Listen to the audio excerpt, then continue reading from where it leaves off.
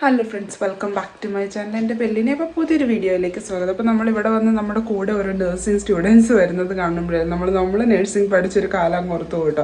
അപ്പോൾ ഞാൻ വിചാരിച്ചു നമ്മുടെ കേരളത്തിലെ നഴ്സിംഗ് പഠനം UK നഴ്സിംഗ് പഠനം കൂടെ കമ്പയർ ചെയ്തൊരു വീഡിയോ ചെയ്യുന്നു. അപ്പോൾ നമുക്ക് വീഡിയോയിലേക്ക് പോകാം. കേരളത്തിൻ്റെ നഴ്സിംഗ് പഠനം എന്ന് പറഞ്ഞാൽ നമ്മൾ പഠിച്ചുകൊണ്ടിരുന്ന കാലഘട്ടത്തിനെ ബേസ് ചെയ്തായിട്ട് പറയുന്നത്. അപ്പോൾ അന്നെന്നൊക്കെ പറഞ്ഞിട്ടുണ്ടെങ്കിൽ അന്നത്തേനേക്കാൾ ഒരുപാട് ഡിഫറൻസ് ഇന്ന് വന്നിട്ടുണ്ട്. അത് നമ്മൾ റീൽസും വീഡിയോസൊക്കെ കാണുമ്പോൾ നമുക്ക് മനസ്സിലാവുന്നുണ്ട്. അന്നെന്നൊക്കെ പറഞ്ഞാൽ ഈ ഫോൺ ഉപയോഗിക്കുന്നതും റീൽസ് ഉണ്ടാക്കുന്നതൊക്കെ പാപമായിരുന്നു. പക്ഷെ ഇന്ന് പാപമൊന്നുമല്ല, സെയിം കോളേജ് തന്നെയാണ്. കുറച്ച് കാലഘട്ടം മാറി. ഇപ്പോൾ കാലഘട്ടം മാറുമ്പോൾ എല്ലാം മാറുമല്ലോ. അതുപോലെ തന്നെ അന്നത്തെ കാര്യങ്ങൾ ഇന്നത്തെ കാര്യങ്ങൾ ഒരുപാട് ഡിഫറൻസ് ഉണ്ട്. അപ്പം നമുക്ക് ഇപ്പോൾ പഠിക്കുന്നവർക്ക് അത് കേട്ട് കഴിയുമ്പോൾ കുറച്ചുകൂടെ മനസ്സിലായിരിക്കും. അല്ലെങ്കിൽ റീസെൻ്റ്ലി പാസ്ഡ് ഔട്ട് ആയവർക്ക് കുറച്ചും കൂടെ ഇൻഫർമേഷൻസ് ആഡ് ചെയ്യാനായിട്ടുണ്ട്. അപ്പം നിങ്ങൾ പഠിച്ച കാലഘട്ടത്തിൽ എങ്ങനെയായിരുന്നു, അല്ലെങ്കിൽ ഇപ്പം റീസെൻ്റ്ലി പഠിച്ചിറങ്ങിയ പിള്ളേർ, അല്ലെങ്കിൽ ഇപ്പോൾ പഠിച്ചുകൊണ്ടിരിക്കുന്ന പിള്ളേർ നിങ്ങൾ പഠിക്കുന്നിടത്ത് എങ്ങനെയാണെന്നൊക്കെ ഒന്ന് കമൻറ്റ് ചെയ്തിട്ടുണ്ടെങ്കിൽ നമുക്കൊന്ന് ഇൻഫർമേഷൻ നമുക്കും ഗെയിൻ ചെയ്യാനായിട്ട് വളരെ നല്ലതായിരിക്കും. അപ്പോൾ ഞാൻ സംസാരിക്കാൻ പോകുന്ന മോസ്റ്റ്ലി ലൈക്ക് ക്ലിനിക്കൽ സൈഡിനെ ബേസ് ചെയ്തിട്ടുണ്ട്. കാരണം സ്റ്റുഡൻസിന് ഇവിടെ കൂടുതലും ഞാൻ ക്ലിനിക്കൽ സൈഡിലാണ് കാണുന്നത്. പിന്നെ നമ്മുടെ നാട്ടിലത്തെ ക്ലിനിക്കൽ സൈഡ് കൂടുതൽ കോൺസെൻട്രേറ്റ് ചെയ്ത് പറയാമെന്ന് ഞാൻ വിചാരിച്ചു. കാരണം കോളേജിൽ ലെക്ചറിങ് സ്റ്റൈൽ വാസ് ഓക്കെ. കാരണം നമ്മുടെ മാഡംസ് ആയിരുന്നു, അവരൊക്കെ നന്നായിട്ട് ടേക്ക് കെയർ ചെയ്തിട്ടുണ്ട്.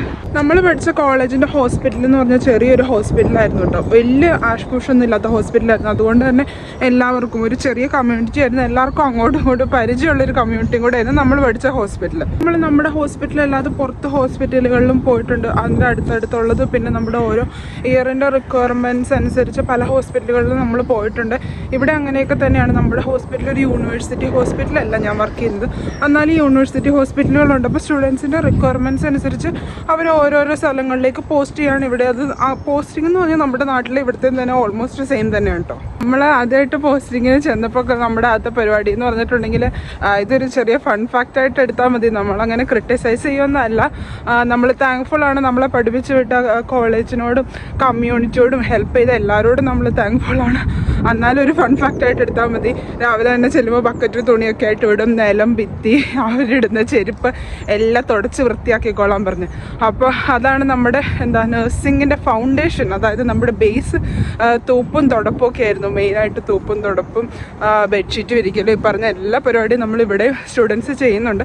പക്ഷേ ഒരു വ്യത്യാസം എന്ന് പറഞ്ഞാൽ നാട്ടിലാണെങ്കിൽ നമ്മൾ ചെല്ലുമ്പോൾ സ്റ്റാഫ്മാർ പറയും ബക്കറ്റ് എടുത്ത് പൊക്കോ, അത് അവിടെ ബക്കറ്റ് ഇരിപ്പുണ്ട്, അത് അവിടെ തുണി ഇരിപ്പുണ്ട്, പോയി തുടങ്ങിക്കോന്ന് പറയും. പക്ഷേ ഇവിടെ നമ്മൾ ഇപ്പോൾ ഒരു ഹോസ്പിറ്റലിലേക്ക് പോസ്റ്റിങ്ങിനായിട്ട് വിട്ടാൽ അവിടെ ഒരു അസസറും ഒരു പ്രാക്ടീസ് അസസറും ഒരു മെൻറ്ററും ഒക്കെ അവർക്ക് എങ്ങനെ പോയാലും ഉണ്ടാകും. അപ്പോൾ ആ മെൻറ്ററുടെ സൂപ്പർവൈസറൊക്കെ കൂടെ നടന്നിട്ടാണ് നമ്മൾ തൂപ്പും തുടയൊക്കെ ചെയ്യുന്നത്. പിന്നെ ഇവിടെ ഗ്രേഡുകളിൽ വ്യത്യാസമില്ല. ഇപ്പോൾ വലിയ സൂപ്പർവൈസറാണെന്നോ അല്ലെങ്കിൽ വാർഡ് ഇൻചാർജാണെന്ന് കരുതി തുടയ്ക്കാതിരിക്കാൻ പറ്റുന്നൊന്നുമില്ല. എല്ലാവരും തുടയ്ക്ക് എന്നൊരു ഓർഡർ കൊടുക്കുന്നതിനേക്കാളും കൂടുതൽ ഇവിടുത്തെ ആളുകളെ തുടച്ച് കാണിക്കുന്നു, നമ്മൾ ഒരുമിച്ച് തുടയ്ക്കുന്നു. ഞാൻ തുടപ്പൊരു എക്സാമ്പിളായിട്ട് പറഞ്ഞു എന്നുള്ളൂ കേട്ടോ. അപ്പോൾ അങ്ങനെയാണ് ഇവിടെ പൊതുവെ. ഇപ്പം നമ്മൾ ബേസിക്കായിട്ട് ചെയ്ത കാര്യങ്ങളെല്ലാം ഇവിടെ ഉണ്ട്. അപ്പോൾ പക്ഷേ ഒരു വ്യത്യാസം എന്ന് പറഞ്ഞിട്ടുണ്ടെങ്കിൽ കുറച്ചും കൂടെ സപ്പോർട്ടീവായിട്ടാണ് ഇവിടെ ചെയ്യുന്നത്. നാട്ടിലെന്ന് പറഞ്ഞാൽ കുറച്ചുകൂടെ ഒരു സീനിയോറിറ്റി ജൂനിയേഴ്സ് അങ്ങനെയുള്ളൊരു വ്യത്യാസമൊക്കെ ഉണ്ടായിരുന്നല്ലോ. ഇവിടെ അങ്ങനത്തെ വ്യത്യാസമൊന്നുമില്ല. സ്റ്റുഡൻസ് വന്നിട്ടുണ്ടെങ്കിൽ അവരെ നമ്മൾ ഈക്വലി റെസ്പെക്റ്റ് ചെയ്യണം. നമുക്ക് അവരെ ഹരാസ് ചെയ്യുന്ന രീതിക്കോ അങ്ങനെയൊന്നും നമുക്ക് സംസാരിക്കാനായിട്ട് പറ്റത്തില്ല. എന്തെങ്കിലും കംപ്ലൈൻറ്റ് ചെയ്താൽ നമ്മുടെ പണി പിന്നു പോകും. അതുകൊണ്ട് വളരെ റെസ്പെക്റ്റോടുകൂടി വേണം നമ്മൾ അങ്ങോട്ട് പെരുമാറാനായിട്ട്. അപ്പോൾ അവരും തിരിച്ച് റെസ്പെക്റ്റോടെ പെരുമാറും. നാട്ടിലെ സീനിയോറിറ്റിയുടെ വാടി പോടി പരിപാടിയൊന്നും ഇവിടെ നടക്കത്തില്ല. നമ്മൾ പഠിച്ചുകൊണ്ടിരുന്ന സമയത്തെന്ന് പറഞ്ഞാൽ നമ്മുടെ അസൈൻമെൻറ്റ്സ് കാര്യങ്ങളെല്ലാം പേപ്പർ ബേസ്ഡ് ആയിരുന്നു കേട്ടോ. അപ്പോൾ നമ്മൾ എല്ലാം എഴുതുന്നു, സബ്മിറ്റ് ചെയ്യുന്നു, അതിനകത്ത് കറക്ഷൻ കിട്ടുന്നു, വീണ്ടും എഴുതുന്നു. അതായിരുന്നു നമ്മുടെ റുട്ടീൻ എന്ന് പറഞ്ഞാൽ. ഇപ്പോൾ എല്ലാം സിസ്റ്റം ബേസ്ഡായി. ഇവിടെ ഞാൻ കാണുന്നത് സ്റ്റുഡൻസിൻ്റെ എല്ലാ കാര്യങ്ങളും സിസ്റ്റം ബേസ്ഡ് തന്നെയാണ്. അപ്പോൾ അവരെല്ലാം സിസ്റ്റത്തിൽ ടൈപ്പ് ചെയ്യും. അവിടെ തന്നെയുള്ള കറക്ഷൻസ് അങ്ങനെയുള്ള കാര്യങ്ങളൊക്കെയാണ് ഇവിടെ. ഞാൻ പറഞ്ഞല്ലോ, നമ്മൾ ക്ലിനിക്സിൽ ചെന്നാൽ ഇവിടുത്തെ അതായത് UK നഴ്സിംഗ് സിസ്റ്റം അനുസരിച്ച് നമുക്കിവിടെ ഒരു അസസറോ അല്ലെങ്കിൽ സൂപ്പർവൈസറോ മെൻറ്റർ അങ്ങനെയൊക്കെ ഉണ്ടാവുന്നു. അപ്പോൾ നാട്ടിലെ സാധാരണ നഴ്സുമാർ, ഇപ്പോൾ ഞാൻ ഒരാളുടെ സൂപ്പർവൈസറായിരിക്കും, എൻ്റെ അടുത്തൊരാൾ അയാളുടെ മെൻറ്ററായിരിക്കും. അങ്ങനെ നാട്ടിലെ സാധാരണ ഡ്യൂട്ടിയിൽ വർക്ക് ചെയ്യുന്ന നഴ്സുമാരെ പോലെ ഓരോരുത്തരായിരിക്കും നമ്മുടെ മെൻറ്ററും സൂപ്പർവൈസറും ഒക്കെ. അപ്പം നമുക്ക് സിസ്റ്റത്തിൽ ആക്സസ് ഉണ്ട് അവരുടെ യൂണിവേഴ്സിറ്റിയിൽ ചെയ്യുന്ന അസൈൻമെൻറ്റ്സിലേക്ക്, അതായത് ക്ലിനിക്സിൽ അവർ മീറ്റ് ചെയ്യേണ്ട അസൈൻമെൻറ്റ്സിലേക്ക് നമുക്കും ആക്സസ് ഉണ്ട്. അപ്പം നമ്മുടെയും കൂടി ഉത്തരവാദിത്തമാണ്. ഇപ്പോൾ നമ്മുടെ അണ്ടറിൽ പഠിക്കുന്ന സ്റ്റുഡൻസ് ആണെങ്കിൽ അവരിതെല്ലാം മീറ്റ് ചെയ്തു എന്ന് ഉറപ്പ് വരുത്തേണ്ടത് നമ്മുടെയും കൂടെ ഒരു ഉത്തരവാദിത്തമാണ്. നമ്മൾ പഠിച്ചുകൊണ്ടിരുന്ന സമയത്ത് അങ്ങനെ ഒരു സിസ്റ്റം ഒന്നും നാട്ടിലൊന്നും ഇല്ലായിരുന്നു കേട്ടോ. ഇപ്പോൾ ഉണ്ടോയെന്ന് എനിക്കറിയില്ല. ഇവിടെ പഠിക്കുന്ന സ്റ്റുഡൻസിന് ഭയങ്കര ഒരു പ്ലസ് പോയിന്റ് ആയിട്ട് അല്ലെങ്കിൽ ഒരു ബോണസ് ആയിട്ട് എനിക്ക് തോന്നിയൊരു കാര്യം ഞാൻ പറയട്ടെ. അപ്പോൾ അവർ അതായത് ക്ലിനിക്കൽ പോസ്റ്റിങ്ങോ അല്ലെങ്കിൽ ക്ലാസ്സും ഇല്ലാത്ത സമയത്ത് അവർക്ക് വേണമെങ്കിൽ ഹോസ്പിറ്റലിൽ തന്നെ എക്സ്ട്രാ ഡ്യൂട്ടി ചെയ്യട്ടോ. അപ്പോൾ അവർ ഹെൽത്ത് കെയർ വർക്കേഴ്സ്, അതായത് നഴ്സിംഗ് സപ്പോർട്ടീവ് സ്റ്റാഫായിട്ടായിരിക്കും വർക്ക് ചെയ്യുന്നത്. നമ്മളിപ്പോൾ അത് ഓൾറെഡി അവർ നോർമൽ ഡേയ്സിൽ ചെയ്യുന്ന കാര്യങ്ങളായിരിക്കും. അപ്പോൾ എക്സ്ട്രാ ഒരു ദിവസം വന്ന് അവരങ്ങനെ ഒരു എക്സ്ട്രാ സ്റ്റാഫായിട്ട് വർക്ക് ചെയ്യുമ്പോൾ അവർക്ക് ഇതൊരു എക്സ്ട്രാ ഏണിംഗ് ആയിട്ട് കിട്ടും. നമുക്കിപ്പോൾ നാട്ടിൽ അങ്ങനെ ഒരു ചോയ്സ് ഉണ്ടായിരുന്നില്ല, ഇപ്പോഴും ഉണ്ടാവാനായിട്ട് സാധ്യതയില്ല. കാരണം എല്ലാവർക്കും അവർക്ക് ഫിക്സഡ് സ്റ്റാഫൊക്കെ ഉണ്ടല്ലോ. അപ്പോൾ ഇവിടെ സ്റ്റാഫിന് ഷോർട്ടേജ് വരുമ്പോൾ ഇങ്ങനെയുള്ള സ്റ്റുഡൻസിന് പോയി സപ്പോർട്ട് വർക്കേഴ്സായിട്ട് വർക്ക് ചെയ്തിട്ടുണ്ടെങ്കിൽ അവർക്കൊരു എക്സ്ട്രാ ഏണിങ്ങിന് ഒരു എക്സ്ട്രാ ഇൻകം ഇവിടെ ഉണ്ടാവും.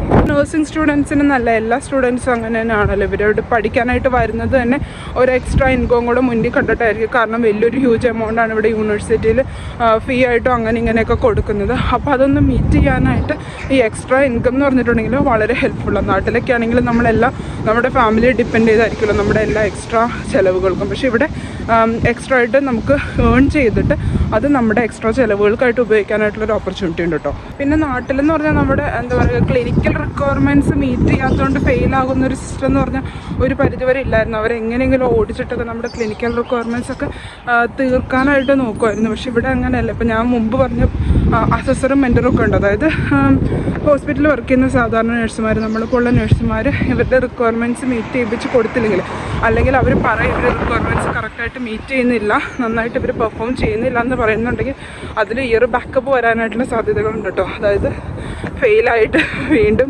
ആ ഇയർ എഴുതിയെടുക്കാനായിട്ടുള്ള അവസരങ്ങൾ ഉണ്ടാകാം. ഇപ്പം നമ്മുടെ ഹോസ്പിറ്റലിൽ നമ്മുടെ പെർഫോമൻസ് ശരിയല്ലെങ്കിൽ, അതായത് നമ്മൾ പഠിക്കുന്നത് മാത്രമല്ല നമ്മൾ ഹോസ്പിറ്റലിൽ അതുപോലെ തന്നെ കോൺസെൻട്രേറ്റ് ചെയ്യണം. ശരിക്കും പറഞ്ഞിട്ടുണ്ടെങ്കിൽ എനിക്ക് തോന്നിയിട്ടുള്ളൊരു കാര്യം എന്ന് പറഞ്ഞിട്ടുണ്ടെങ്കിൽ നേഴ്സസ് എന്ന് പറയുമ്പോൾ കുറേ കൂടി പ്രാക്ടിക്കൽ ലെവലാണ് നമുക്ക് നോളജ് ഉണ്ട്. കുറേ ഇങ്ങനെ ഇരുന്ന് എഴുതി പഠിച്ച് അസൈൻമെൻറ്റ് ചെയ്തുകൊണ്ടൊന്നും വലിയ കാര്യമൊന്നുമില്ല. നമുക്ക് പ്രാക്ടിക്കൽ നോളജ് ഇല്ലെങ്കിൽ നമ്മൾ വെറും കാര്യമൊന്നുമില്ലാത്ത ആൾക്കാർ തന്നെയാണ് ഇവിടെ. അപ്പോൾ കുറച്ചൊക്കെ ഓർമ്മയിൽ വന്ന കുറേ പോയിന്റുകളൊക്കെ ഇൻക്ലൂഡ് ചെയ്തിട്ടുണ്ട്. ഇനി കുറേ പോയിന്റുകൾ വിട്ടുപോയിട്ടുണ്ടാകും. നമുക്ക് അറിയുന്നതിനേക്കാളും കൂടുതൽ എപ്പോഴും അറിയാത്ത ഏരിയകളായിരിക്കുമല്ലോ. അപ്പോൾ നിങ്ങൾക്ക് എന്തെങ്കിലുമൊക്കെ അറിയുന്നുണ്ടെങ്കിൽ നിങ്ങളും കൂട്ടത്തിൽ ആഡ് ചെയ്യുക, കമൻറ്റ് ചെയ്യുക. Comments are always welcome. അപ്പോൾ അത്ര ഉള്ളൂ ഇന്നത്തെ വീഡിയോ. എന്നാലും നമ്മളൊന്ന് ബാക്ക് പോവാം. അന്ന് ഫോൺ ഉപയോഗിക്കാൻ പറ്റാത്തടത്ത് ഇന്ന് ഫോൺ ഉപയോഗിച്ചെന്നൊരു കുഴപ്പമൊന്നുമില്ല കേട്ടോ. Everything is normalise now, but why did they allow to suffer at that time? അപ്പോൾ അത്രേ ഉള്ളൂ. എനിവേ ഇന്നത്തെ വീഡിയോ ഇഷ്ടപ്പെട്ടു എന്ന് വിചാരിക്കുന്നു. പുതിയൊരു വീഡിയോ ആയിട്ട് കാണുന്നവരെ ബൈ ബൈ.